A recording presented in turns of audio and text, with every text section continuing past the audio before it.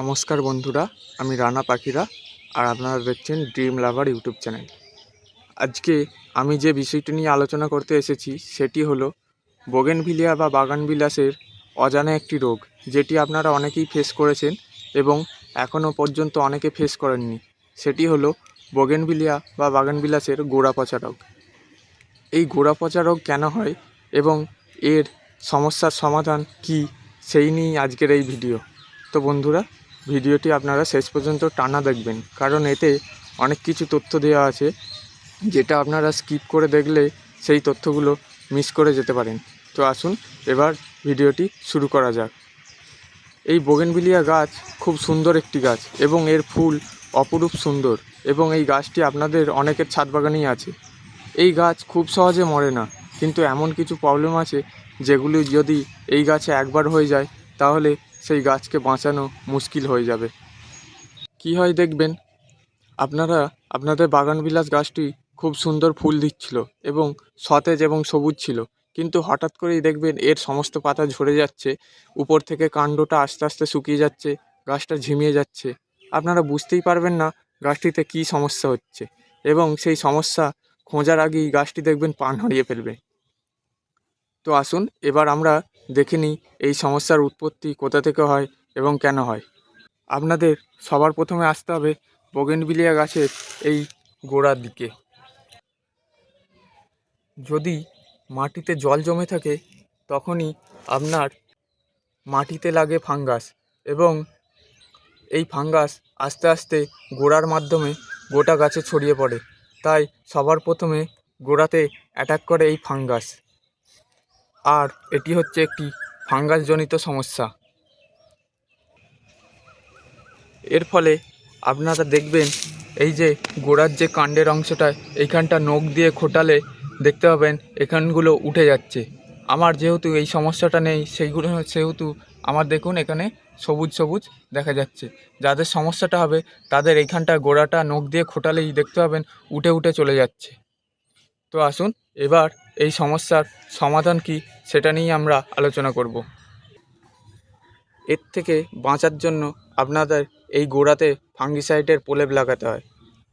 আপনাদের যদি গোড়াটি ফাঙ্গাস দ্বারা আক্রমণ হয়ে যায় তখন আপনারা যে কোনো কন্ট্রাক্ট গ্রুপের ফাঙ্গিসাইড ব্যবহার করতে পারেন, যেমন আপনারা ব্লাইটক্স নিতে পারেন। এটিকে আপনারা গাঢ় করে গুলে একটি তুলির সাহায্যে আপনারা এই গোড়ার 3 থেকে 4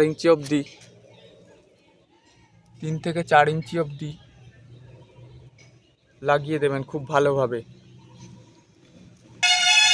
এই গোড়ার 3 থেকে 4 ইঞ্চি লাগিয়ে দেবেন খুব ভালো করে।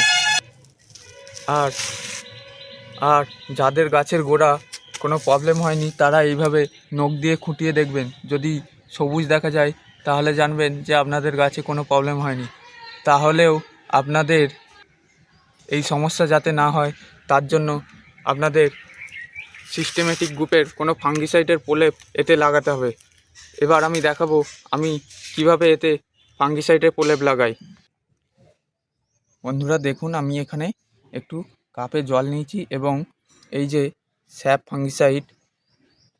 এই স্যাপ ফাঙ্গিসাইড আমি এবার আমার গাছের জন্য ব্যবহার করব। এতে আপনারা দিয়ে দেবেন এবং পেস্টটি যাতে একটু মোটা হয় সেই জন্য আপনারা একটু বেশি করে দেবেন।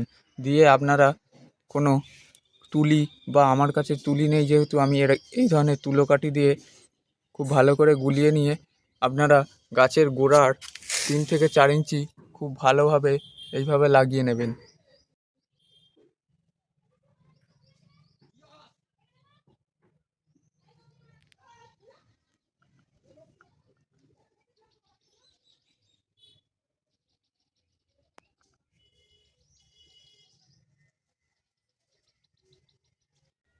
বন্ধুরা দেখুন, আমি এর ফাঙ্গিসাইডটি লাগিয়ে নিয়েছি। এই সমস্যা সব থেকে বেশি দেখা যায় বর্ষাকালে, কারণ ওয়েদার সবসময় স্যাঁতস্যাঁতে থাকে এবং টবের মাটি ভিজে থাকে। তাই আপনারা বর্ষাকালে মাসে এটি 2বার ব্যবহার করবেন এবং অন্যান্য সময়ে মাসে এটি 1বার ব্যবহার করবেন।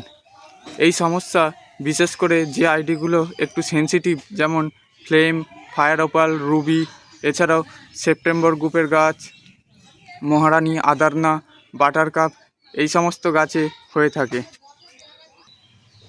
আপনারা আপনাদের গাছগুলোকে যদি এই রোগ থেকে বাঁচাতে চান তাহলে অবশ্যই 15 দিন অন্তর গাছের গোড়াটা একবার ভালো করে চেক করে নেবেন এবং দেখে নেবেন কোনো সমস্যা আছে কি না। বন্ধুরা দেখুন, আমি আমার সমস্ত গাছগুলোর গোড়াতেই এই ফাঙ্গিসাইডের প্রলেপ লাগিয়ে নিয়েছি। দেখুন, আমি দেখিয়ে দিচ্ছি, সমস্ত গাছগুলোতেই আমার এই ফাঙ্গিসাইডের প্রলেপ লাগানো আছে।